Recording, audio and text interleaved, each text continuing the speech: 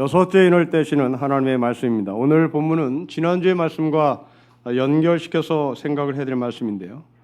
지난주에는 우리 믿음의 선배들이 하나님 앞에 간구합니다. 아직도 이 땅에 정치와 경제와 종교 권력에 의해서 죽지 않은 4분의 3의 남은 자들이 있습니다. 그 4분의 3의 남은 자들이 잘못된 정치, 경제, 종교에 의해서 죽임당하는 일이 없도록 이 사회의 구조적인 모순을 고쳐주세요 라고 하는 간구였습니다. 그 4분의 3에 해당되는 사람들에 위한 그 간구를 하나님께서 어떻게 들으시고 어떻게 반응하신지에 대한 연결선상에서의 오늘 본문의 말씀입니다. 오늘 본문을 관찰해 보면 큰 지진이 일어납니다. 그리고 해가 검은색으로 바뀝니다. 달은 피같이 됩니다.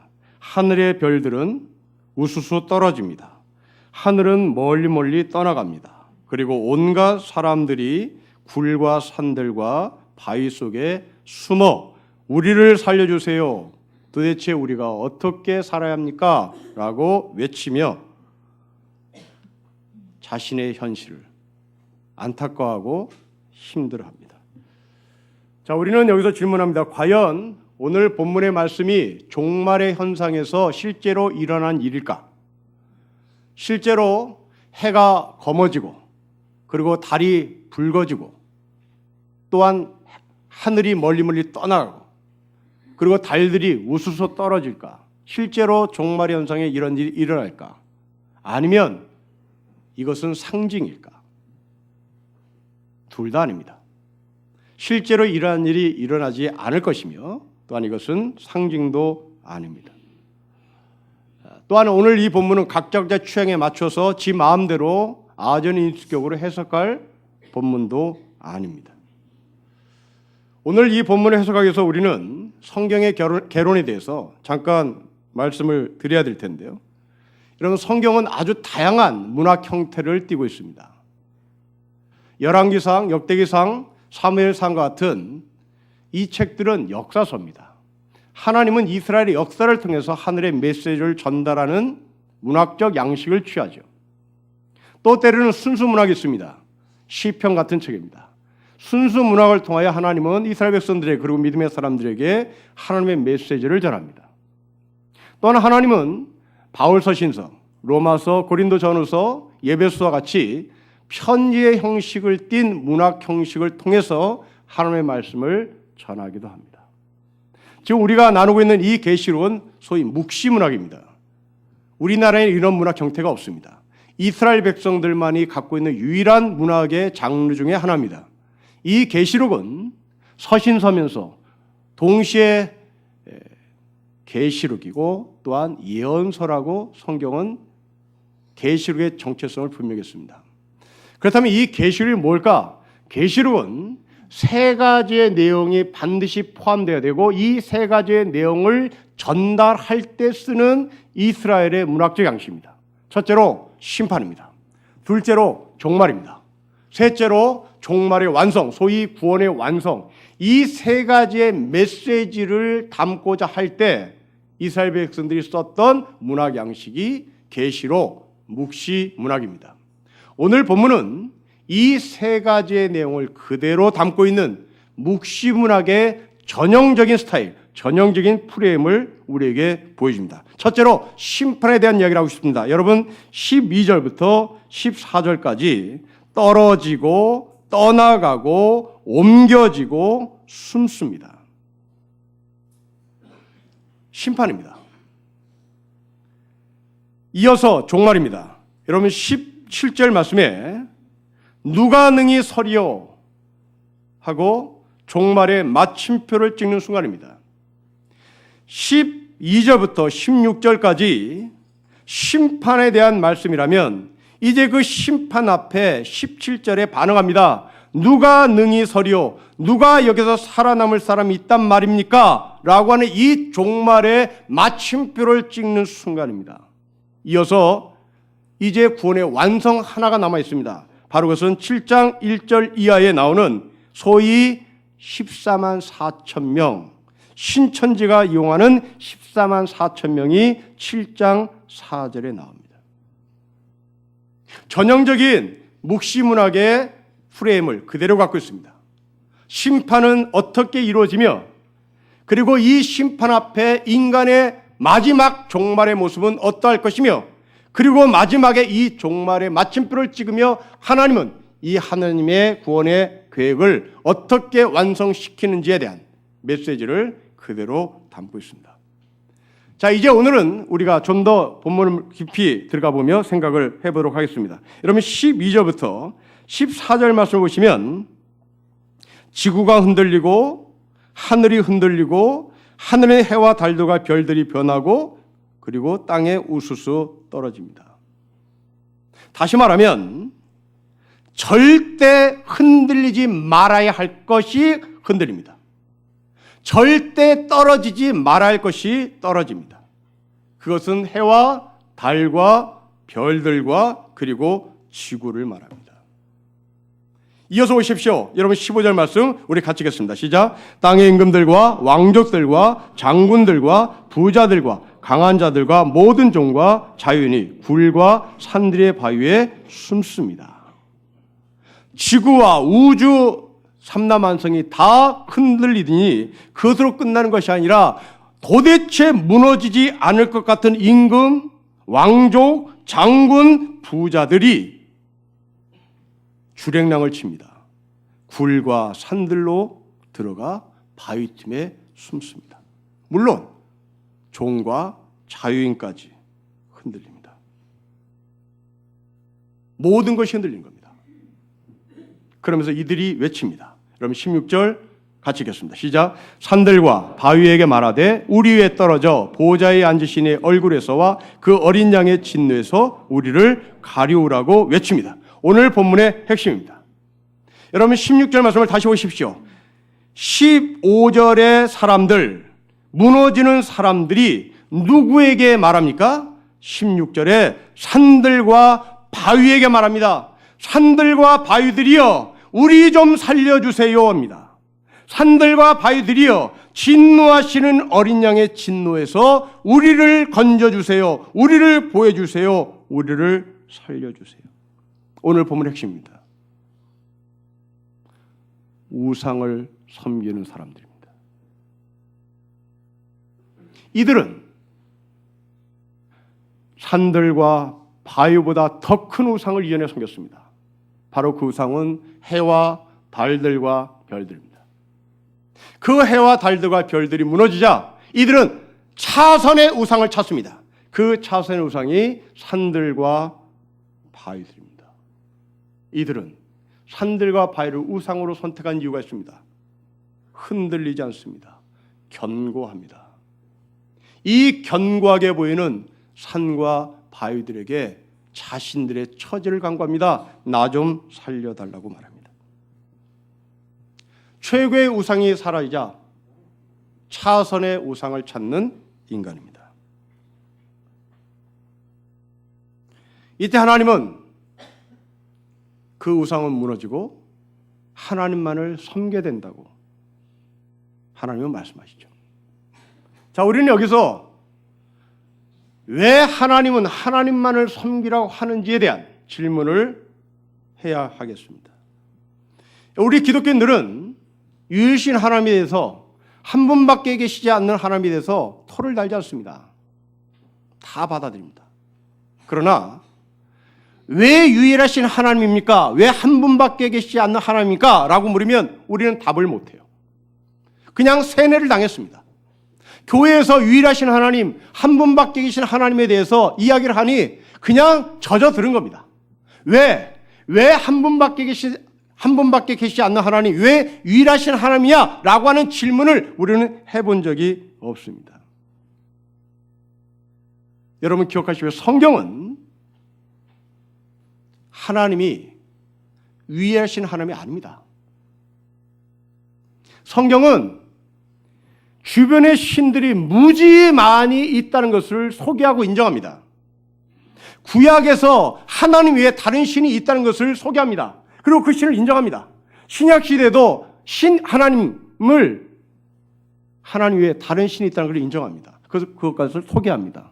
바알신 하나님 외에 다른 신입니다. 소개합니다. 아세라 신 소개합니다. 신약시대 아데미 신 소개합니다. 만문 신 소개합니다.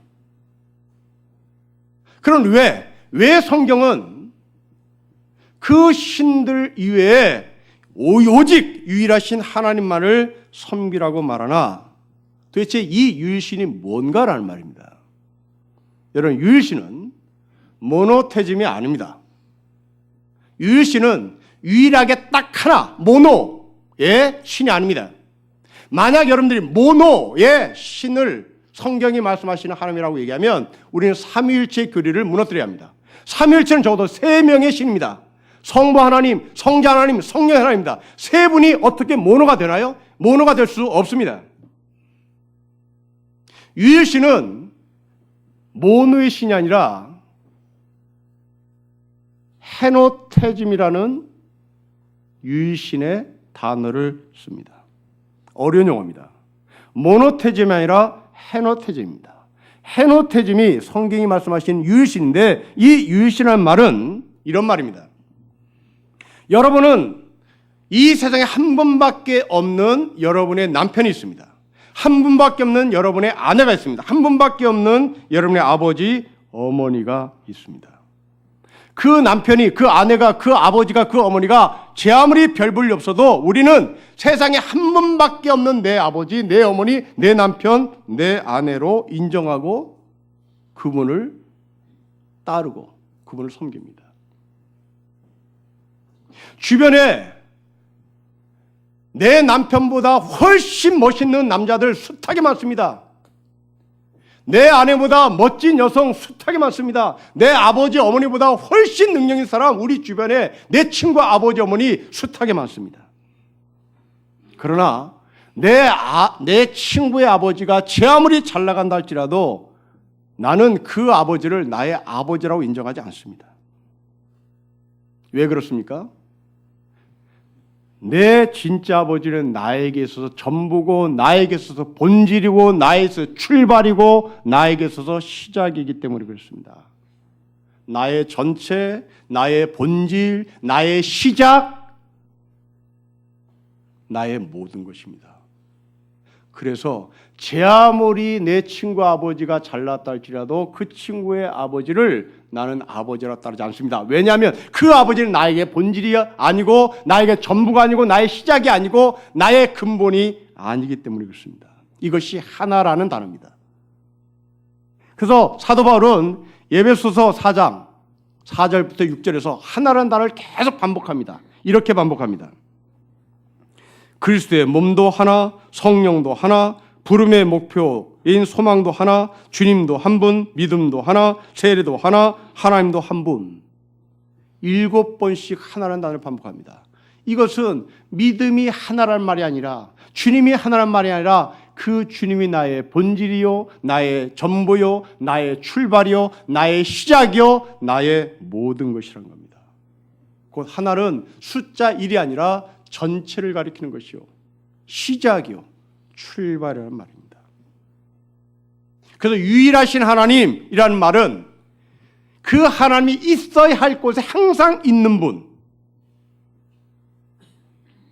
이 유일하신 하나님을 우리의 삶의 윤리로 연결시켜보면 여러분이 아버지로서 있어야 할 자리에 항상 있는 분,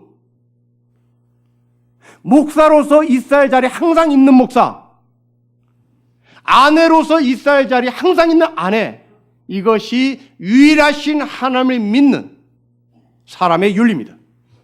만일 내가 유일하신 하나님을 믿고 있음에도 불구하고 내가 있어야 할 남편의 자리에 없다면 우리는 그것을 불륜이라고 말하는 것이고, 이 불륜을 성경으로 다시 돌아가 보면 하나님을 배반했다는 말입니다.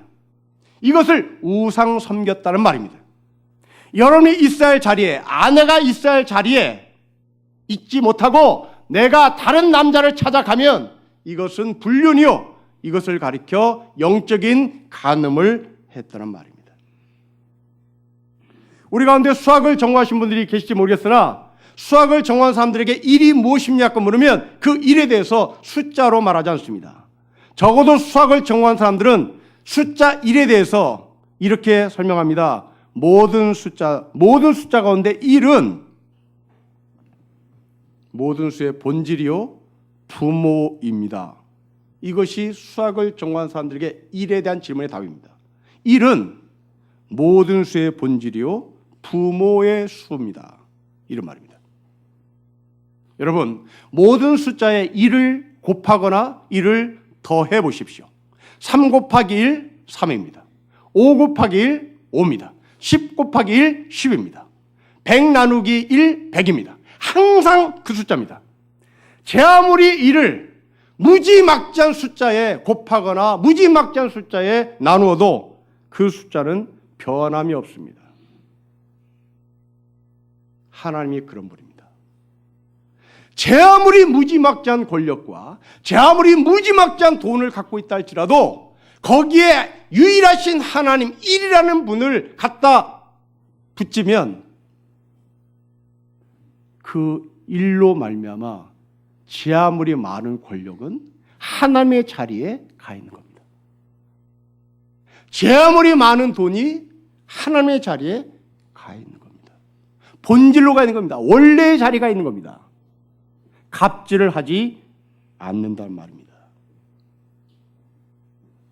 그 하나님은 변함없이 항상 그 자리에. 그래서 그 자리에 내가 있어야 한다는 사실을 확인시켜 주는 것이 바로 유일하신 하나님 하나 되신 하나님입니다. 중세학자들은 이 하나 되신 하나님을 그림 언어로 설명을 합니다. 전체로서 하나를 설명하기 위해서 중세학자들은 캠퍼스를 등장합니다. 여러분, 이 캠퍼스에 그 침을 중세학자들은 하나님의 눈으로 설명합니다. 그리고 캠퍼스의 이 팔을 인간의 창조 세계, 인간이 살아야 할 창조 세계를 말합니다. 그러면 이 중세학자들이 말합니다. 이 캠퍼스 팔이 10m를 나갔든 1000km를 나갔든 10,000km를 나갔든 너는 항상 캠퍼스의 뾰족한 침의 자리에서부터 출발했다는 걸 기억해라 라는 얘기입니다. 네가 제 아무리 공부를 많이 해서 10,000km를 나갔다 하자, 네가 제 아무리 공부를 많이 해서 1000km를 나갔다고 하자, 네가 제 아무리 돈을 많이 벌어서 10만 km를 나갔다고 하자, 갑질하지 말아라. 네 자리는 항상 여기다. 이게 하나님입니다. 여러분들이 잘나서 한없이 뻗어나갔다고 하자.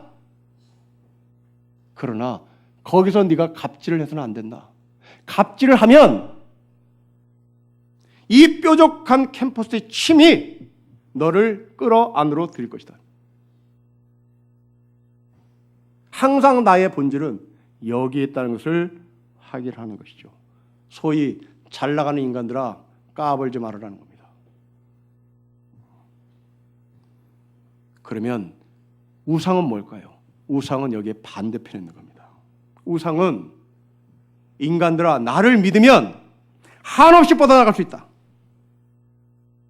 한없이 뻗어나가 너의 잘남을 증명해라. 너의 능력을 증명해라. 좋은 학교 가서 자본을 더 많이 손에 쥐고 사람들 앞에 내가 공부를 잘해서 좋은 학교를 다녀서 이렇게 큰 자본을 얻었더라고 갑질을 해도 된다는 겁니다. 내가 부자가 된 것은 하나님에게 그 본질을 찾는 것이 아니라 나는 그 부자를 근거로 한없이 뻗어 나가도 된다는 것이 바로 우상이 우리에게 가르치는 철학입니다. 결국 우상은 남의 것을 빼앗는 것에 기초합니다. 여러분, 애굽의 바로를 보십시오. 애굽의 바로는 황제입니다. 왕입니다. 부자입니다. 모든 것을 다 손에 쥐고 있는 부족함이 없는 사람입니다. 그런데 그럼에도 불구하고 바로는 더 많은 것들을 갖고 싶어서 종살이하던 이스라엘 백성들을 막 다그칩니다. 성경 구체적으로 다그치는 걸 가르치죠. 아이 낳을 시간을 주지 않습니다. 그리고 아이를 낳아도 양육할 수 있는 시간도 바로는 빼앗아갑니다. 이 시대를 그대로 보여줍니다. 여러분, 이 시대 우리나라 여성들은 직장에서 아이를 갖는 것이 금기시되었습니다. 아이를 낳을 수 있는 시간적 여유를 회사는 주지 않아요. 그리고 아이를 낳아도 양육할 시간을 주지 않습니다. 이것은 이미 바로가 애굽에서 통치를 했던 구약 시대에 이미 그 사회 시스템이 있었고, 그 사회 시스템을 여전히 인간은 이 시대에 우리에게 그것을 적용하고 있습니다. 아이를 낳을 수 있는 시간을 주지 않았던 바로, 아이를 낳아도 양육할 수 있는 시간을 주지 않았던 바로, 아이를 낳아도 양육할 수 있는 시간을 주지 않는 이 사회, 아이를 낳으면 눈치해서 회사를 다니지 못하도록 만드는 애굽의 시스템, 이 사회 시스템입니다. 도대체 우리의 서민의 입장에서는 이해가 가지 않습니다. 그리고 이들은 말합니다. 돈을 많이 벌면 그것으로 인해서 낙수 효과가 생길 테니 참으라는 거죠. 바로도 그렇게 얘기했습니다. 바로도 돈 많이 벌면 그 돈에서 흘러난 낙수 효과로 말미암아 서민들이 잘 살 것이다 라고 합니다. 이게 아주 사기꾼 같은 경제 전문가들이 하는 말입니다. 그리고 우리는 다 여기 속아 넘어가죠. 낙수 효과. 삼성이 잘 돼야, 아랫목이 뜨뜻해져야 윗목이 따뜻해진다. 삼성이 잘 돼야 된다. 현대가 잘 돼야 된다. 그래서 그것으로 말미암아 낙수 효과가 서민들에게 간다. 수십장만 우려먹은 방법입니다. 사기꾼 같은 경제학자들에 의해서 말입니다. 그러나 우리는 그로 인해서 낙수 효과를 받아본 적이 없습니다. 그렇게 많은 돈을 긁어모음에도 불구하고, 그렇게 많은 돈을 창고에 쌓아둠에도 불구하고 왜 그토록 저 사람들은 더 많은 것을 바로처럼 가지려고 하는 것일까? 우리는 잘 이해가 가지 않습니다. 만일 여러분들이 저와 같은 생각을 하고 있다면 여러분들은 아직 돈을 우상으로 보지 않는다는 것을 증명하는 셈입니다. 하지만 돈을 우상으로, 돈을 신으로 섬기는 사람들은 바로의 시스템이 옳다고 얘기합니다. 낙수 효과가 옳다고 얘기합니다. 그리고 자신도 바로처럼 삽니다. 그리고 자신도 낙수 효과를 신뢰합니다. 그리고 낙수 효과를 계속 강조합니다. 부자가 잘 돼야 돼요. 기업이 잘 돼야 돼요. 그래야 우리가 따뜻해. 노예 정신을 심는 가짜들입니다. 예를 들어보겠습니다.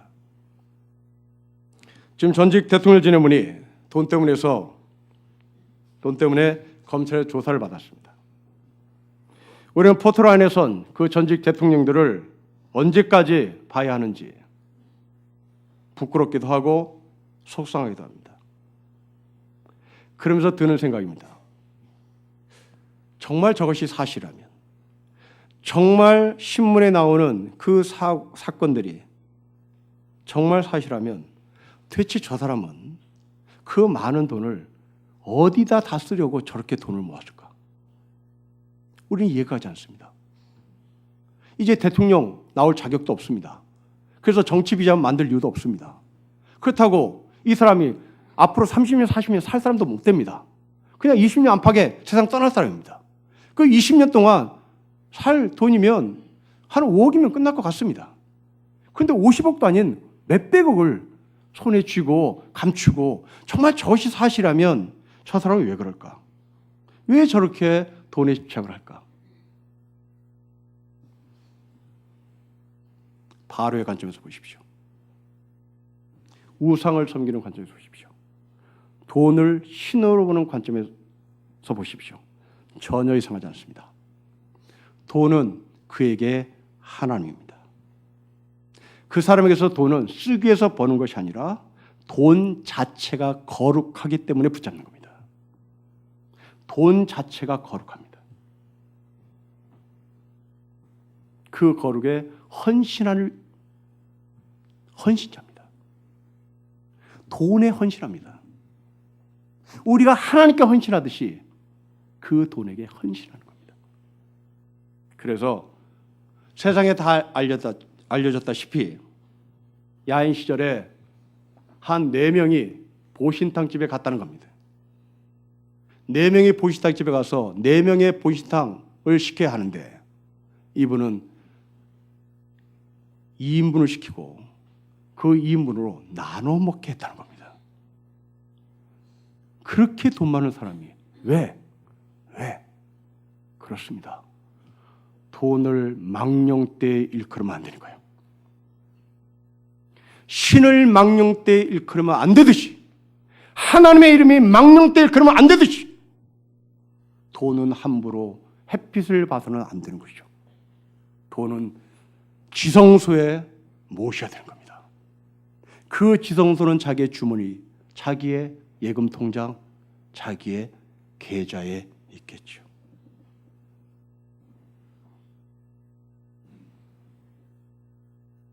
예수님은 자신을 따르기 위해서 아내와 형제와 자식을 버리라고 말했습니다. 이분은 그 복음을 돈에게 그대로 실천합니다. 예수님은 나를 따르면 자식도 형제도 부모도 버려야 한다. 이것을 이분은 돈에게 그대로 적용해 돈 때문에 자식을 버립니다. 돈 때문에 측근을 버립니다. 돈 때문에 사위가 장모를 고발합니다. 하나님을 섬기는 겁니다. 우리는 도대체 이해가 하지 않습니다. 어떻게 사위가 장모에게 돈을 건네줬고 그리고 나는 아무 잘못이 없어요 라고 말하는 걸까? 네, 복음을 따르기 때문에 그렇습니다.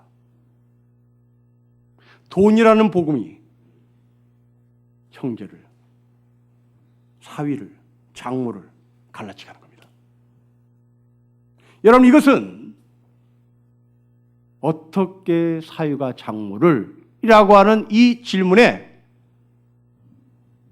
우리 모두 나도 여기에 속했다는 것을 잊지 말아야 합니다. 그 알량한 집 하나 가지고 아버지 어머니가 세상을 떠났을 때 여러분 형제들은 싸우잖아요.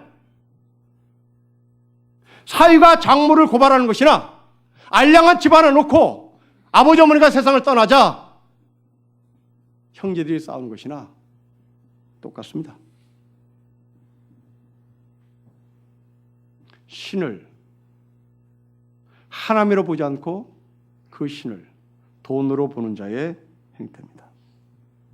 여러분, 이런 모습을 본 마르크스는, 그 무시무시한 마르크스는 상품 숭배라는 단어를 창조합니다.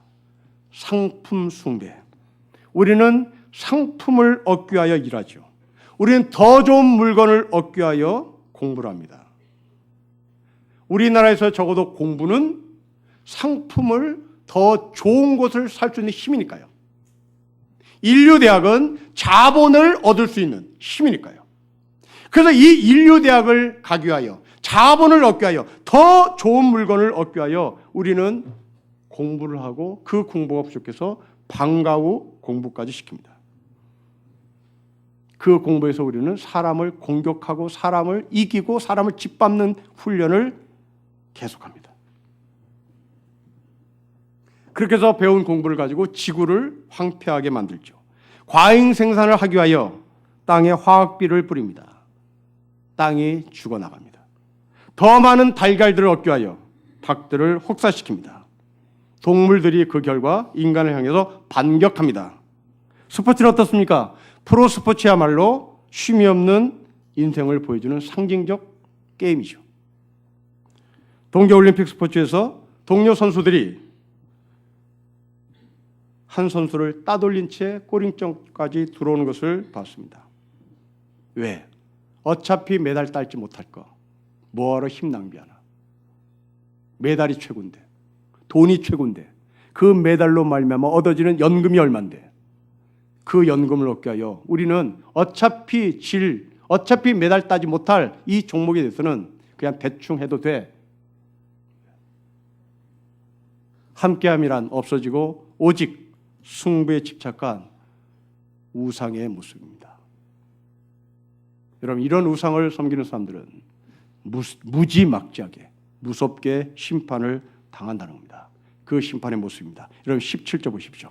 우리 같이 읽겠습니다. 시작. 그들의 진노에 큰 날이 이르렀으니 누가 능히 서리요. 우리 다 죽는다. 그러나 이것으로 끝남이 아니었습니다. 여러분 7장 1절 이하를 보십시오. 7장 1절에 이런 말씀이 있습니다. 이 일 후에 17절에 우리가 어떻게 살란 말이에요? 이 세상에 살아남을 사람이 누가 있어요? 우린 다 죽었어요 라고 말할 때 바로 그 이 일 후에 내가 보니 뭘 봅니까? 4절로 내려오십시오. 14만 4천이 보입니다. 우상에 절하지 않았던 사람들, 바로의 시스템에서 벗어난 사람들.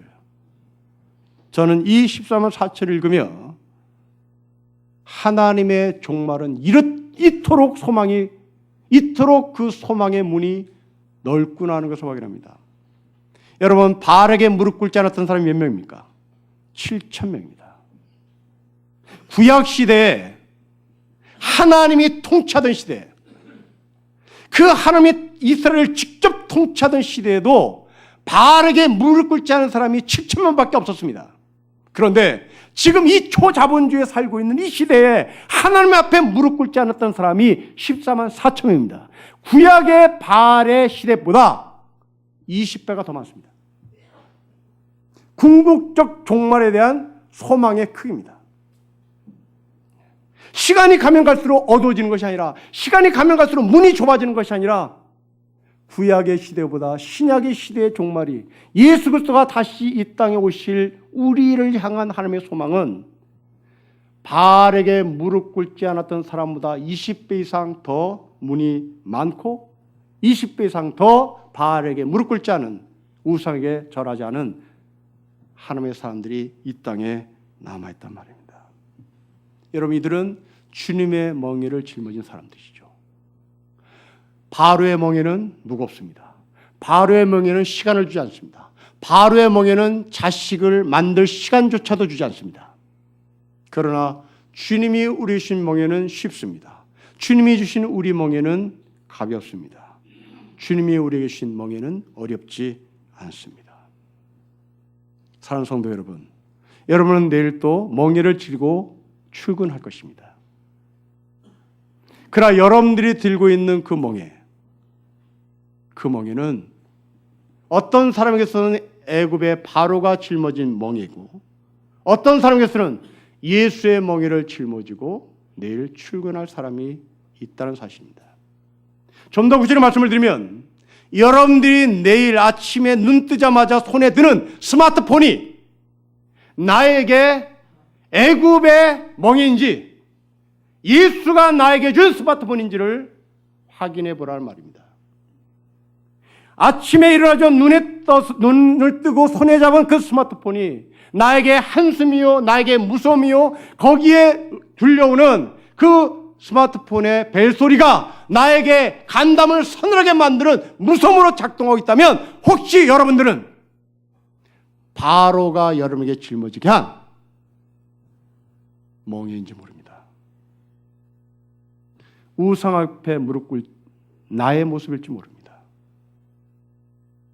그러나 내가 내려쳐 눈을 떠 들려오는 이 스마트폰의 벨소리가 나에게 주신 소명이고, 내가 열심히 일해서 내 자식을 책임지는 자리에 하나님이 나를 부르셨다는 사실에 근거해서 벨소리를 듣는다면, 우리는 그 벨소리가 어렵게 들리지 않을 겁니다.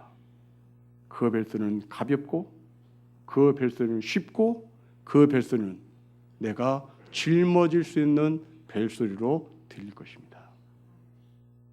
그 예수 그리스도의 멍에를 짊어진 자들은 이 땅의 시간에 쫓기지 않습니다.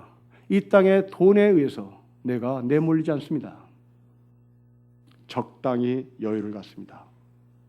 동시에 내가 지하물이 돈을 많이 벌었다 할지라도 나는 그것을 하여 교만하거나 그것을 하여 갑질을 하는 것이 아니라 원래 캠퍼스의 뾰족한 침 자리에 내가 있다는 사실을 놓치지 않아.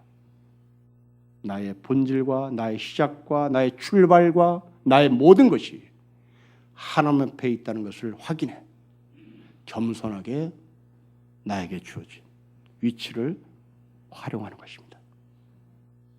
종말을 살아신 여러분, 이 세상에 모두가 다 망했다고 말하나 바알에게 무릎 꿇지 않은 7,000명보다 20배가 더 많은 14만 4천이 아직도 존재하고 있다는 사실을. 그래서 결국 예수 그리스도께서 다시 오시는 이 땅의 재림의 현상은 무서움이 아니라 기쁨과 감사와 소망으로 그날을 기다리는 것입니다. 여러분이 만날 다시 오실 예수의 재림이 바로 이 소망 가운데 기쁨의 날로 여러분 삶 가운데 드러나고 그 삶에 거룩의 내용이 채워지기를 주의 이름으로 축복합니다. 기도하겠습니다. 하나님 아버지, 우리의 본질이 하나님부터 왔고 나의 시작이 하나님으로부터 출발했고 나의 모든 것이 하나님인 것을 믿으며 내가 어디에 있든지 나의 본질이신 하나님을 기억하고 그 하나님께서 나에게 주신 멍에 쉽고 가볍고 어렵지 않는 나의 삶을 살아갈 수 있도록 축복하여 주십시오. 주 예수 그리스도의 이름으로 기도합니다. 아멘.